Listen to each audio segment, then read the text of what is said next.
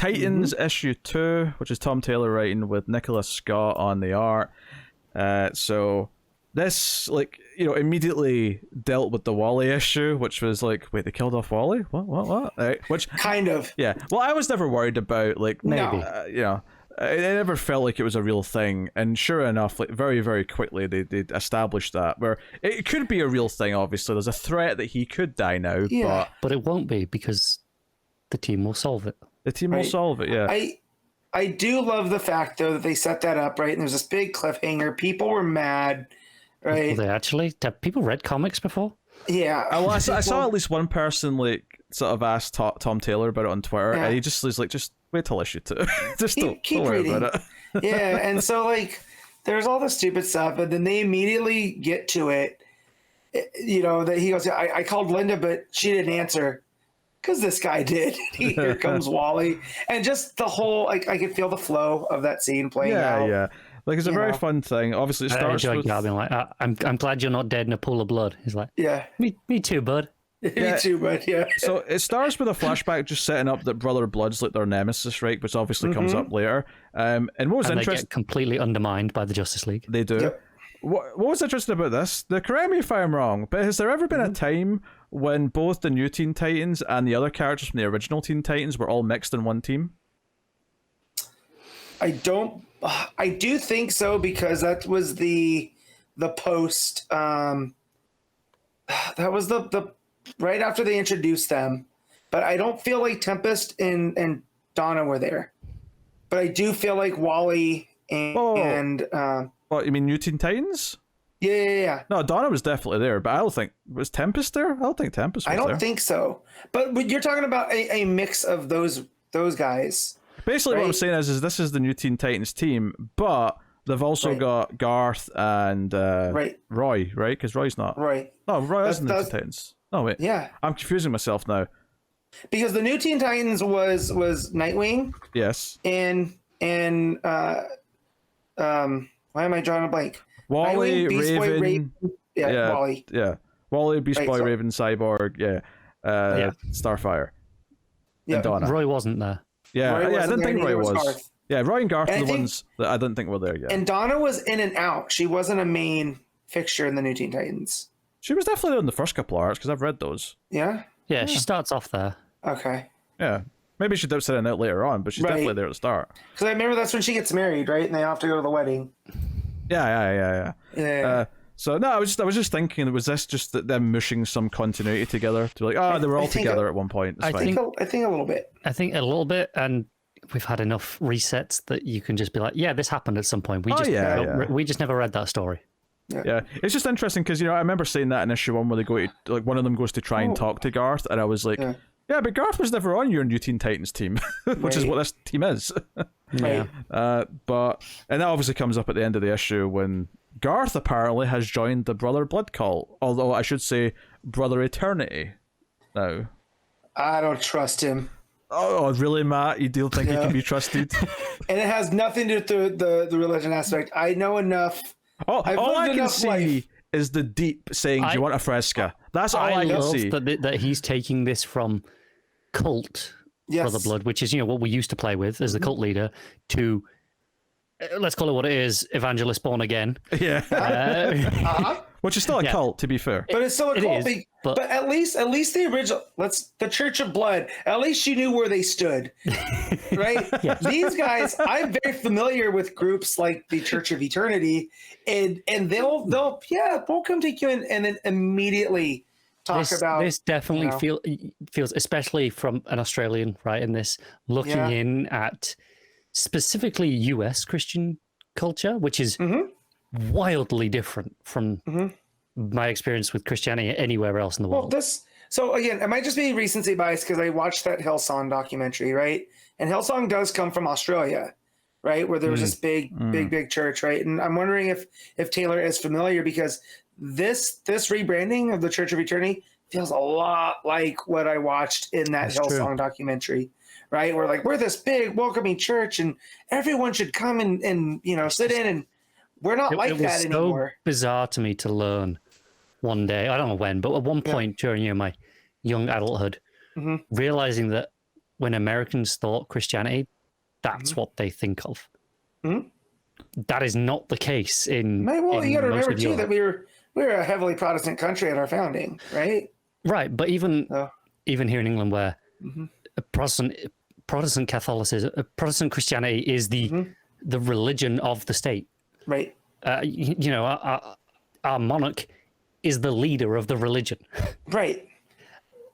It's not the same. It's not ingrained in the same way. It's so alien to me. Yeah, no, and again, that comes down to the whole Anglican vibe of things, right? Yeah, and this might just be on my mind too, because of where I went. Right, in Canada, there was on the East Coast, there was a Catholic presence, but it was still Anglican, right? So like, there was a balance there, but they were still, you know, like you said, the Anglican is the state, and so you know they are treated a little bit different, and so just like with this, when I think of a shady church. And I know the Catholic Church has done very shady things throughout all of history. I immediately think of evangelical new wave stuff like You're this. thinking the Righteous Gemstones, man. That's what you're thinking. No, 100% though. And that's because that's what it's become. As soon as they can start monetizing things, right? That's where it's so uniquely American. Yes. Right. And so again, and let's say the Catholic Church did all this. I mean, the reason why the Protestant Church popped up is because the Catholic Church was doing stuff like that back. I mean, it's been doing stuff for a while. Yeah. You know? So like, but yeah, so to see I just love this because the Church of Blood is one of those Teen Titans things that I just love every time they come back to it because there's so many different things they can do. And it even showed up in the Multiversity book that was on Earth 9. With the swapped ones where that Flash is from. I'm drawing a blank on their name, but yeah. So the Church of Blood shows up there too, and it's completely different than this version. But just taking it from a cult into this, and it's the white suit with the really loose tie, you know, going up on the TV on the talk show. I'm like, yeah, he's on Letterman or whatever it's meant to be parodying. I'm just one of you, and we're looking for a lot of people that want to just join our family. And it's like, y'all are gonna be sacrificed at one point. I don't know. Judging by the cover of the next issue, maybe quite literally, very possibly. So the big thing of the issue is that they analyze this Wally that's dead, and it's like, okay. It's not a Wally from a different universe. We don't think it's like something fake. It could be a clone, maybe, but it's probably just you from the future. And one of the details they find is that the soles of his shoes, it feels like he's been running somewhere where there was a lot of fire or something like that. Right. And like wood. They said it was like wood, smoke, and ash. So wood, smoke, and ash in the suit. Yeah. So very quickly, there's this crisis pops up where Borneo is like on fire, and it was a really good bit actually with Beast Boy where he points out how many species are almost extinct that live in that forest, and he's sort of concerned about that. So Nightwing's like, hey, Wally, we're staying here. And Wally's like, no, I need to go help people. He's like, nope, but this might be what kills you. So we're going to stay here until we've got a better idea what's going on. So and he's like, oh, you can't stop me. And he's like, wait, can you stop me? He's like, I can stop you. Yeah. I was trained by Batman. I know how to stop everyone. He's like, look, hey, we all know Batman does this shady shit. But I'm going to be level with you and tell you I do the shady shit out in public. Right. I've got a way to take all of you down. Just be I'm telling you this because you're my friend. Yeah, you know. but step out of line. Right. Yeah. Actually, it's worth mentioning, like, this fire, it looks like a giant crater when the rest of the team go there. It's just this massive hole in the forest. Yeah. But there's a big action sequence, though, where they basically teleport water from a nearby dam and make it rain through a portal. I do like that. It's the team working together. In charge. Yeah. Oh, yeah, that's another good point. Yeah, Dick puts Donna in charge for the mission, which I really like, though, the whole, like, using the teleporters to, like, flood the fire. I like it because it feels distinctly different from the Nightwing book, and that this, because we've got a team of characters who have these big superpowers, it does feel like, we're going to be facing very different like threats and issues compared to Nightwing. And what I learned here is Donna played Paul. What? Do you not think she played Paul? A Portal. Got you. I thought you said Paul. I thought you said Paul too, and then I'm like, I was like, who's Paul? Something I don't know. Yeah, Portal. Maybe. I mean, Creative thinking coming from Paul. It was. Well, I like too that it's Raven. I love that both me and the American bit. What the hell's he saying? The weird English accent. Yeah. Which it's usually Pete, but I've done shows enough with him now for coming on 10 years that I can get through the Scottish. But sometimes your English, Connor, is. I don't even think I have a particularly strong accent. It's not until you say portal, and then it comes out as Paul. You learned something new. Yeah, but no, just the idea that too that it's the magic person, it's Raven, and it's Cyborg, the technical guy, right? She's putting those two together. To get it done, so it shows the teamwork. Just problem solving, and the whole after that, the whole conversation with Corey, right? Where she's like, "Oh, I don't want you to be mean, I don't want you to be mad at me because usually you do the lead, but it's again very much like a family." Yeah. I think particularly if you got like a thought bubble, the classic comic book days from Dick at this point, he's probably thinking, I can never put Corey in charge because I'm with Babs now and that might look suspicious. I've got to treat her like she's second best always. And I think Corey knows this, and Corey's like, okay, that's whatever. I mean, I'm just joking, but yeah. Yeah, I know. But so Beast Boy starts helping out, takes the shape of an orangutan, which live in Borneo, and he starts trying to save them, but he can't save them all, and he's shooken by all of this.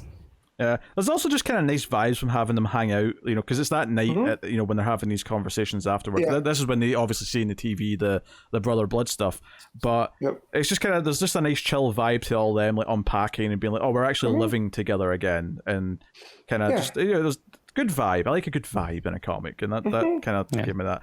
And then the big twist here at the end is that Garth Tempest is here, and he's with Brother Blood on the TV show. And I could almost like feel the censorship where the final line is Beast Boy saying, oh, what the actual hell? And I'm like, I know that in my heart, Taylor initially thought what the actual F. Do you know what the extra problem is? Very, very slightly. We've watched this exact scene with a water-based character. That's what Pete said at the beginning. Yeah, the deep. Yeah, exactly. But we've seen this exact scene where it's not censored. I made a Fresca joke earlier on, yes. Yeah, but that's what I'm saying. Like, because we've seen it and where that is very much not censored, you know exactly what they think. Like, it has that extra bit of like, I've seen the adult version of this scene. Hey, oh my god, if they actually go full deep with Garth. They're not going to go full deep. I mean, not full, like, they're obviously not the sexual assault stuff, but like if they go full deep where he's just like, he's getting whales killed by accident and shit like that. Oh, and it turns out he's a big Space Girls fan. He's listening to Wannabe. Like, I definitely would believe that from him. Man has taste. Does he? He's with the Church of Eternity now. I just musical taste. Like, I'm not trying to character assassinate Tempest, but I don't know. Like, there's probably there might be like 7 people on the planet who would consider themselves fans of Tempest specifically, and I'm just saying that pissing off those 7 people may be worth it for the joke of just making him the deep in the DC universe. Because you know what I did with Aquaman, obviously. No. Yeah. Well, no, and Jackson's made some good leeway. Yeah, and Jackson's it would be just disrespectful. Yeah, and Jackson's more important in the sense that he's got a lot more things going on. He, like, what is because Jackson, not only has he got a connection to Black Manta, but he's also good because for diversity because he's both gay and he's black, right? What does Tempest have going for him? He's just another Aquaman. It's like, you know how we were talking about in in Wonder Woman, how many proto Wonder Girls there are and successes, and they all just kind of got tossed aside. How long till Arthur has a kid again and we have to do it all again? Like play with that when well, we already have Andy. I know, but how long till she gets older and we have to play with this all again? Oh, I mean, that's the thing though. Even just those future state stories of Andy, it was like, Andy's a cool successor, way more cool than Tempest is. Yeah. Well, the thing, and this is, might come off as mean, but like, his own family didn't want him, right? Garth's stories, he was left on the reef because of his purple eyes. So, and that's why Aquaman took him in. So, I mean, it's clear. I have nothing against Tempest. I don't dislike Tempest, but he's kind of bland. He's just a blank slate. He's nothing. Right. No, right. And that's so I said Jackson's made leeway in the character where I like reading his stories. Like, if I had more time, I would read all of them. I'm always slightly underwhelmed by his stuff in that. Because obviously he's very heavily based on Calder from Young Justice, Mm-hmm. and I prefer that version of the character. Right. And I Yeah. think I would have preferred a more direct adaptation of that character into the comics than what we did get with Jackson. Gotcha. Which is so it's always slightly disappointing for me when I read his stuff, but I mean, it's still better than Garth. I also wouldn't be surprised if he's working with Waller or something. Oh, surely. There's obviously what I like a mean? swerve coming here, or he's being mind controlled or something. Like it is like It's funnier if he's not. it's so true. Though, when you looked at the Titans book, when the Rebirth started, right, and you looked at that team, like he was easily the least.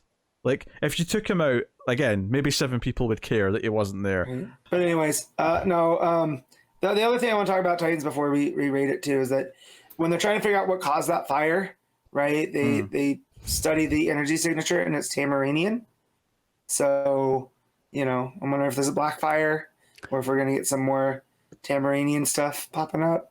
But, That or it's someone framing them. right. Yeah.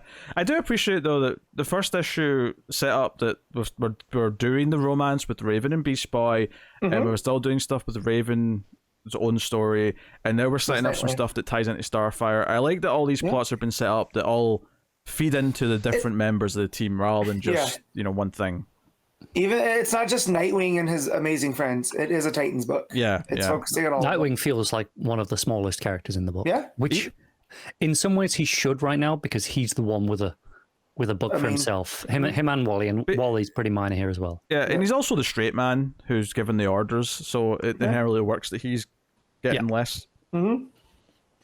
So, no, it's a very good issue, though. I mean, I don't know if we ever said that. I really enjoyed this issue. I enjoyed it. Yeah, and it was Nicholas as Scott Hart is enjoyable always as enjoyable.